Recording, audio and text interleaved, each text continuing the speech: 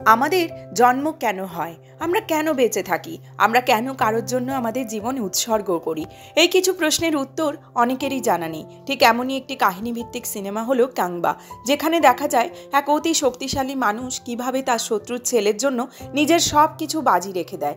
কাংবা সিনেমাটি এই দুটি চরিত্রের মধ্যে থাকা আবেগপূর্ণ সম্পর্কের গল্প। বন্ধুরা, চলো আজ আমরা এক্সপ্লেন করব কাংবা সিনেমাটি। যদি ভিডিওটি ভালো লাগে তবে অবশ্যই আমাদের সাথে থেকো শেষ পর্যন্ত, এবং শেষে চ্যানেলটি সাবস্ক্রাইব করতে আর লাইক করতে ভুলো না। আর আমাদের এক্সপ্লেনেশন কেমন লাগলো অবশ্যই কমেন্টের মধ্যে জানিও। সিনেমার শুরু হয় রাশিয়ার একটি হেডকোয়ার্টার থেকে, যেখানে আমরা জেটা নামে একটি ছেলেকে দেখতে পাই। জেটার ভেতরে কিছু অলৌকিক ক্ষমতা রয়েছে, যা রাশিয়ানরা জেটার মস্তিষ্ক নিয়ে পরীক্ষা নিরীক্ষা করার জন্য ব্যবহার করছিল। কিন্তু হঠাৎ জেটা সেই হেডকোয়ার্টার থেকে পালিয়ে যায়। এরপর পুরো রাশিয়ান মাফিয়া তাকে ধরার জন্য পিছু ধাওয়া করে। এখান থেকে গল্পটি স্থানান্তরিত হয় ভারতের গোয়াতে, যেখানে আমরা ফ্রান্সিস নামে একজনকে দেখতে পাই। সে এক প্রকার বাউন্টি হান্টার, যিনি তার বন্ধু কোল্টের সাথে মিলে অপরাধীদের ধরে পুলিশের কাছে হস্তান্তর করে অর্থ উপার্জন করে। পুলিশ যে অপরাধীদের ধরতে পারে না, তাদেরই ফ্রান্সিস আর কোল্ট মিলে ধরে ফেলে। সাম্প্রতিক সময়ে তারা ডিসুজা নামে একজনকে ধরার কাজ পায়, যার জন্য তাদের 10 লক্ষ টাকা দেয়া হবে বলা হয়। ডিসুজাকে তারা ধরতে সক্ষমও হয় এবং পুলিশ কমিশনের কাছে নিয়ে যাওয়ার সময় গল্পে এন্ট্রি হয় অ্যাঞ্জেলা নামে আরেক বাউন্টি হান্টারের। আমরা জানতে পারি 1 বছর আগে ফ্রান্সিস এবং অ্যাঞ্জেলা একটি সম্পর্কে ছিল, তবে কিছু কারণে তাদের ব্রেকআপ হয় এবং এখন তারা দুজনেই বাউন্টি হান্টার। তবে তারা একে অপরের কাজে সব সময় হস্তক্ষেপ করে। এরই মধ্যে পুলিশ কমিশনার তাদের আরেকটি কাজ দেন, জিতু নামে এক ব্যক্তিকে ধরে আনার, যার ভাই ভীষণ প্রভাবশালী। তাদের সতর্ক করে দেওয়া হয়, জিতুকে যদি সামান্য আঘাতও লাগে তার ভাই কিন্তু তাদের ছেড়ে দেবে না। অনেক খোঁজ করার পর তারা জিতুর সন্ধান পায়, যে সমুদ্র তীরবর্তী একটি জায়গায় সে জিতু থাকে। কিন্তু তাকে ধরার সময় গোলযোগের কারণে জিতু গুলিবিদ্ধ হয়ে মারা যায়। ফ্রান্সিস এবং কোল্ট ভাবে কেউই তাদের দেখেনি, তারা সেখান থেকে পালিয়ে যাওয়ার চেষ্টা করে। ঠিক তখনই গল্পে এন্ট্রি হয় জেটার। আমরা দেখতে পাই যে জেটার ফ্রান্সিসের দিকে স্থিরভাবে তাকিয়ে থাকে। যেটা আসলে ফ্রান্সিস এবং কোল্টকে জিতুর খুন করতে দেখে ফেলেছিল। যদিও ফ্রান্সিস এবং কোল্ট ভেবেছিল যে জেটার কিছুই জানা নেই, তারা চুপচাপ সেখান থেকে পালিয়ে যায়। কিন্তু পরদিন জানা যায় যে অ্যাঞ্জেলা এই পুরো ঘটনার বিষয়টি জেনে গেছে, কারণ সেও জিতুর পেছনে ছিল। অ্যাঞ্জেলার কাছে তখন জেটা ছিল এবং সে জেটাকে দিয়ে ফ্রান্সিস এবং কোল্টের স্কেচ আঁকানোর চেষ্টা করে, যেহেতু জেটা তাদের খুন করতে দেখেছিল। যখন ফ্রান্সিস জানতে পারে যে জেটা তাদের স্কেচ আঁকছে, তখন সে এবং কোল্ট জেটাকে নিয়ে পালানোর চেষ্টা করে। পালানোর মাঝপথে জেটার শারীরিক অবস্থা খারাপ হতে শুরু করে। তারা তৎক্ষণাৎ তাকে হাসপাতালে নিয়ে যায়, যেখানে ডাক্তাররা বলে যে তার মানসিক অবস্থা খুবই জটিল। তারা এরপর তাকে নিজের বাড়িতে নিয়ে আসে। বাড়িতে নিয়ে আসার পর ফ্রান্সিসের মনে হতে থাকে যে সে জেটাকে আগে থেকেই চিনত। আসলে যেটা ফ্রান্সিসকে আগে থেকেই চিনত। যেটা কখনোই আতঙ্কিত হতো যখন সে ফ্রান্সিসের কাছাকাছি চলে আসতো। একদিন ফ্রান্সিস বুঝতে পারে যে যেটা ক্ষুধার্ত। তারা একটি রেস্টুরেন্টে যায়, যেখানে পৌঁছে তারা জানতে পারে যে জিতুর ভাইও সেখানে উপস্থিত। অ্যাঞ্জেলা জিতুর ভাইকে এখানে এনেছিল। তাদের সঙ্গে সঙ্গে রাশিয়ান মাফিয়ার লোকেরাও রেস্টুরেন্টে উপস্থিত হয় এবং আক্রমণ চালায়। তারা জিতুর ভাইকে মেরে ফেলে এবং পুরো রেস্টুরেন্টটা ধ্বংস করে দেয়। রাশিয়ান মাফিয়া শুধুমাত্র জেটাকে নিয়ে যেতেই ওখানে এসেছিল এবং এতে তারা সফলও হয়। তারা যখন জেটাকে নিয়ে পালাচ্ছিল, তখন ফ্রান্সিস কিছু অদ্ভুত জিনিস অনুভব করে এবং তাদের পিছু ধাওয়া করে। ফ্রান্সিস পাগলের মতো জেটার জন্য দৌড়তে থাকে। ঠিক এখানেই দৃশ্যটি কাট হয় এবং গল্পটি চলে যায় অতীতে 1070 সালের দিকে। সেখানে আমরা জানতে পারি এক রোমান সম্রাটের বিষয়। সেই সম্রাট ভারতের ওপর আধিপত্য করতে চেয়েছিল এবং 25,000 সৈন্য নিয়ে ভারতবর্ষে আসে। সে তখন ভারত মহাসাগরে পৌঁছায়। তার লোভী দৃষ্টি 5টি দ্বীপের ওপর পড়ে। প্রথম দ্বীপটি হলো মায়ারু দ্বীপ, যেখানে মানুষ শিকারী হিসেবে পরিচিত ছিল। দ্বিতীয়টি ছিল ভাস্কা দ্বীপ, যেখানে ওষুধ তৈরির জন্য মানুষ বিখ্যাত। আর তৃতীয় দ্বীপটি ছিল মুকাডু দ্বীপ, যেখানে মানুষ অস্ত্র বানানো এবং নাচ গানের জন্য পরিচিত ছিল। এরপর চতুর্থ দ্বীপটি হলো অর্থি দ্বীপ, যেখানে বাসিন্দারা ভীষণ হিংস্র, তাদের মধ্যে দয়া এবং সহানুভূতির কোনো স্থান ছিল না। পঞ্চম এবং শেষ দ্বীপটি ছিল পেরুমাছি দ্বীপ, যেখানে লোকেরা সাহসী এবং বীর যোদ্ধা হিসেবে পরিচিত। রোমান সম্রাটের দৃষ্টি পড়ে পেরুমাছি দ্বীপের উপর। তবে এই পাঁচটি দ্বীপ সম্পর্কে গভীর জ্ঞান থাকা একজনের প্রয়োজন ছিল। ঠিক তখনই সম্রাটের সাথে পরিচয় হয় কুলবার। কুলবা এই পাঁচটি দ্বীপ সম্পর্কে খুব ভালো করে জানত। যখন রোমান সম্রাট কুলবাকে জানান যে তিনি পেরুমাছি দ্বীপ দখল করতে চান, তখন কুলবা বলেন, আপনার 25,000 সৈন্য হোক বা 1 লক্ষ, পেরুমাছি দ্বীপের যোদ্ধারা আপনাকে সহজেই পরাজিত করবে। তবে তাদের ধোঁকা দিয়ে হারানো সম্ভব এবং এই কাজটি আমি করতে পারি। রোমান সম্রাট তখন কুলবাকে প্রলোভন দেন। তিনি বলেন, তুমি যদি পেরুমাছি দ্বীপের একটি সৈন্যকে হত্যা করো, আমি তোমাকে 2টি সোনার মুদ্রা দেব। কুলবা তখন বলে, আমি পেরুমাছি দ্বীপের 100 জন সৈন্যকে হত্যা করব এবং তাদের হাত কেটে তোমার কাছে নিয়ে আসব। এরপর কুলবা পেরুমাছি দ্বীপের প্রধানের কাছে যায় এবং তাকে বলে যে রোমান সম্রাট নৌকা বানানোর জন্য কিছু সৈন্য চায়। কাজ সম্পূর্ণ হলে তাদের সেনা দেওয়া হবে। পেরুমাছি প্রধান 100 কাজ সম্পূর্ণ হয়ে গেলে তাদেরকে অনেক সোনা দেওয়া হবে। পেরুমাছির প্রধান 100 জন সৈন্যকে নৌকা বানানোর জন্য পাঠিয়ে দেন। কুলবা এই 100 সৈন্যকে জঙ্গলের পথ ধরে নিয়ে যেতে থাকে। তবে পথের মধ্যেই কুলবা তার গোপন সৈন্যদের নিয়ে আসে এবং পেরুমাছি দ্বীপের 100 সৈন্যকে হত্যা করে। তাদের হাত কেটে সে রোমান সম্রাটের কাছে নিয়ে যায়। এর বিনিময়ে সে 200 সোনার মুদ্রা পায়। কিন্তু কুলবার লোভ এখানেই শেষ হয় না। সে চায় আরও 100 সৈন্যকে হত্যা করে আরও 200 সোনার মুদ্রা সে অর্জন করবে। তাই সে আবার পেরুমাছি দ্বীপের প্রধানের কাছে যায় এবং বলে যে রোমান সম্রাট নৌকা বানানোর কাজে খুবই সন্তুষ্ট হয়েছেন এবং তিনি আরও 100 সৈন্য পাঠাতে চান। প্রধান আবারও 100 সৈন্য পাঠিয়ে দেন। এবারও কুলবা তাদের জঙ্গলের মধ্যে দিয়ে নিয়ে যায়, কিন্তু এবার একটি বড় ঘটনা ঘটে। কুলবার হাতে নিহত প্রথম দলের 100 সৈন্যের মধ্যে একজন কোনো মতে প্রাণে বেঁচে যায়। সে পুরো ঘটনাটি নিজের চোখে দেখে এবং সে কথা জানিয়ে দেয় কাংবাকে। ঠিক এখানেই কাংবার প্রবেশ ঘটে। জঙ্গলের মধ্যে কুলবার সৈন্যরা লুকিয়েছিল, কিন্তু কাংবা তার সাহসিকতায় তাদের সবাইকে প্রকাশ্যে নিয়ে আসে। এরপর শুরু হয় এক ভয়ানক যুদ্ধ। কাংবা কুলবার সৈন্যদের একে একে পরাজিত করে এবং হত্যা করে। অবশেষে আহত কুলবাকে পেরুমাছি দ্বীপে নিয়ে যাওয়া হয়, কারণ তার বিশ্বাসঘাতকতার জন্য তাকে শাস্তি পেতে হবে। পেরুমাছি দ্বীপের মানুষ খুবই রাগান্বিত ছিল। কুলবা নামের এক ব্যক্তি তাদের সাথে বিশ্বাসঘাতকতা করেছিল। গঙ্গুয়া কুলবাকে বলেছিল যে তার কাজের জন্য একমাত্র শাস্তি হচ্ছে মৃত্যুদণ্ড এবং তার সবার সামনে তাকে জ্যান্ত পুড়িয়ে দেওয়া।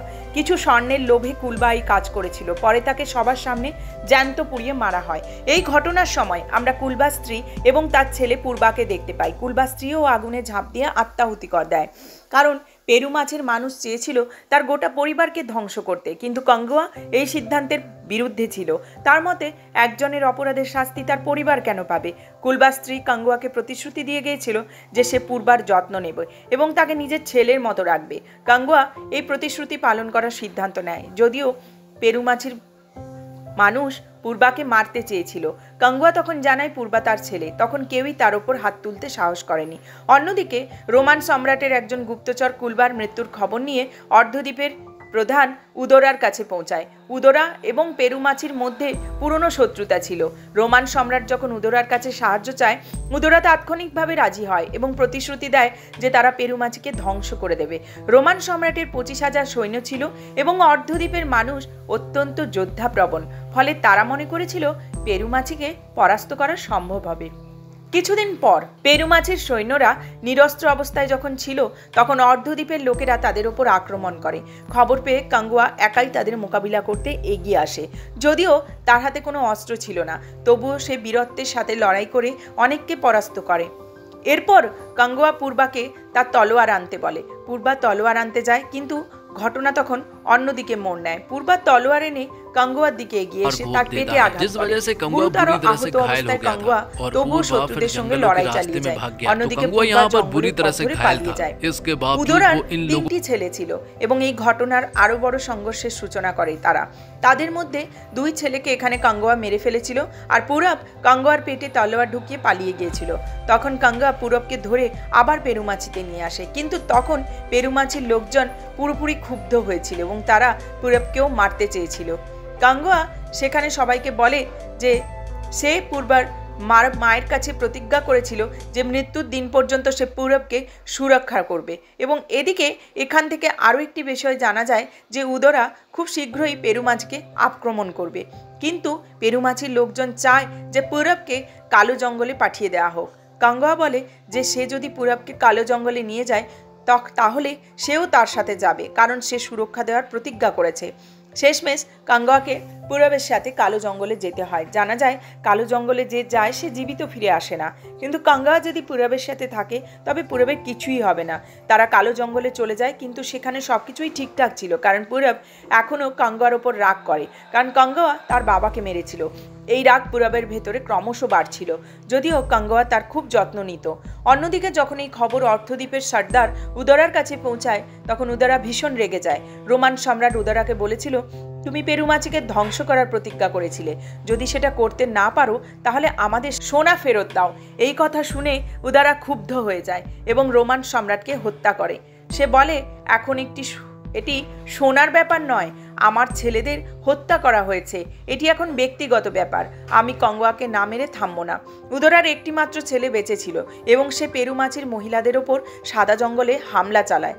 সে তাদের বন্দি করে এবং বলে কাঙ্গুয়াকে ডেকে নিয়ে এসো, কিন্তু উদরার ছেলে মহিলাদের হালকাভাবে নিচ্ছিল, কারণ কাঙ্গুয়া পেরুমাচির মহিলাদের অত্যন্ত উন্নত প্রশিক্ষণ দিয়েছিল, ফলে ওই মহিলারা হত্যা করে। এই ঘটনা দেখে সবাই এটিকে অন্যায় মনে করে। তখন 5টি দ্বীপের সর্দার একত্রিত হয় এবং ন্যায় বিচার করার সিদ্ধান্ত নেয়।